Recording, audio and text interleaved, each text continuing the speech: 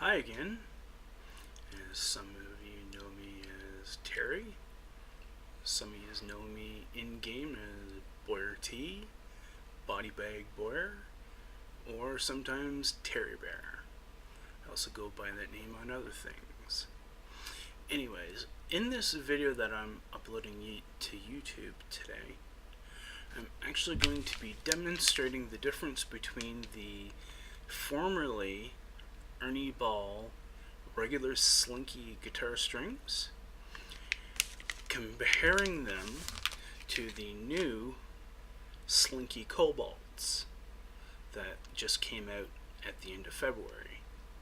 Thank you, Steve at Johnstone's Music Land, for bringing them in, by the way. Shameless plug.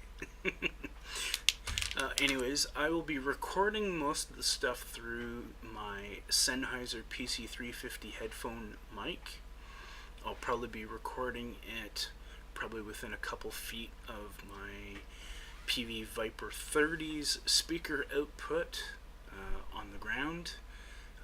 I will be going probably some clean stuff and some dirty stuff to show some examples of the sound differences in the strings. Also the note, the regular Slinkies here, they have been used for 2 months. I've probably put about 20 plus hours of time in on them. So they might not be perfect sounding per se, or just as good as fresh out of the pack, but it'll serve the purpose. Now, on to the instrument that I'll be using. As some of you might have seen previously in some of my videos, I did actually sell off a modified Epiphone SG310 model, and actually the money that I made from that sale off of Kijiji was able to get this little lovely thing.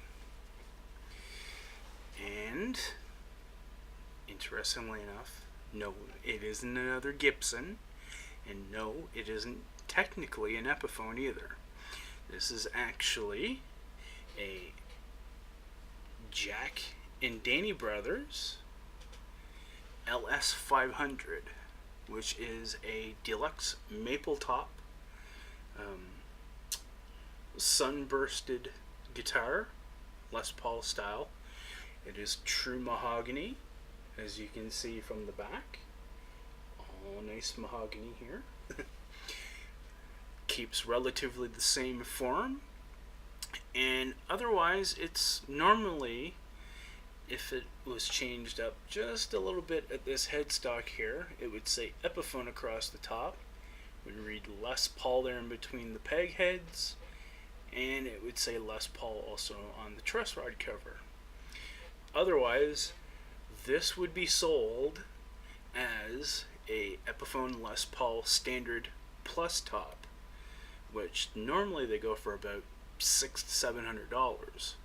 Because I was lucky enough to get one of these last ones from from Fret City Music, I managed to score it for $200.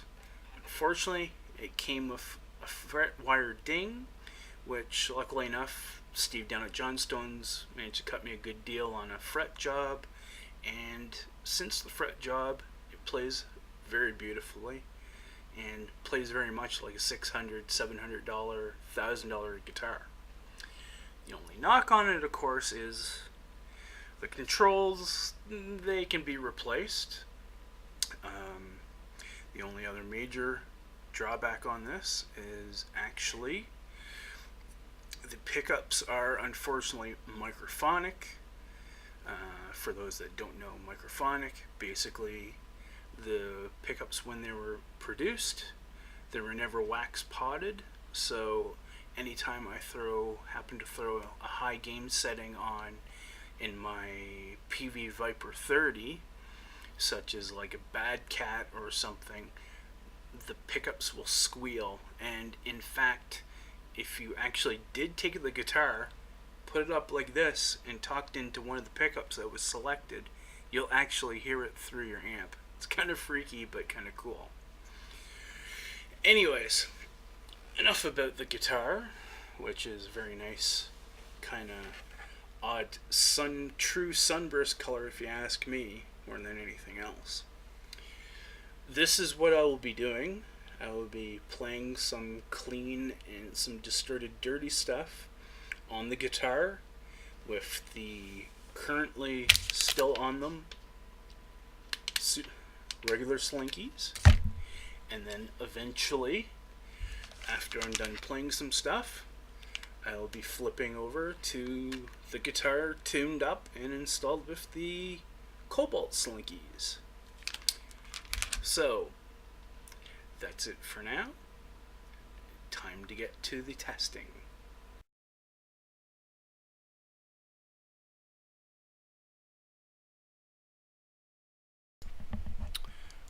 So, these are Sennheiser PC350 gaming headphones. I currently have the mic boost enabled. So what I'll do is, before I put these down back on the ground behind me and doing the clean stuff for the regular slinkies that are currently on the guitar, I'll disable the mic boost so then that way it's not so distorted. So the next thing you'll be hearing from me and seeing will be me playing the regular strings that aren't carbon enhanced. I'll probably play a little bit of clean stuff through the B channel of the first set of presets for the PV Viper 30. That will be a kind of a classic sound with a tube screamer, and what I'll do is I'll turn off the tube screamer part to do the clean stuff and just use all the regular preset parts of it, which should have some delay, some reverb and stuff in it, so you'll get a good idea on how the regular strings sound anyways. Okay, here we go.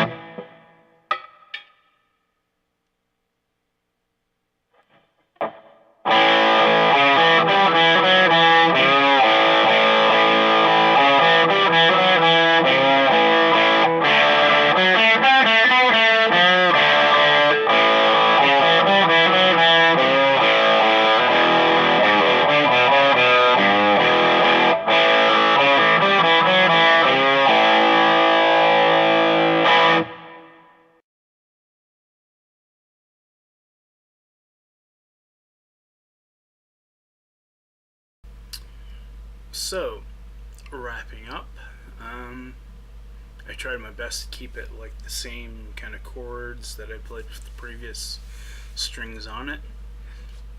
So far, you tell me. Carbon? Non-carbon? If you ask me, the carbon definitely is an improvement. I notice that my Viper sound just kind of seems to have more definition. I'm hoping you can hear that in the recordings that I recorded in doing this. Thanks again to Steve down at Johnstone's for ordering them in, and hopefully this helps a lot of people out there looking at trying to decide whether the new carbon strings are just hype or, you know, just more marketing jargon and trying to get more people to sucker in. But honestly, I've used Fender, and for quite some time now I've actually used the Ernie Ball brand strings ever since hearing about Jimmy Page as one of my inspirations. Anyways, hope you enjoyed the video. See you around.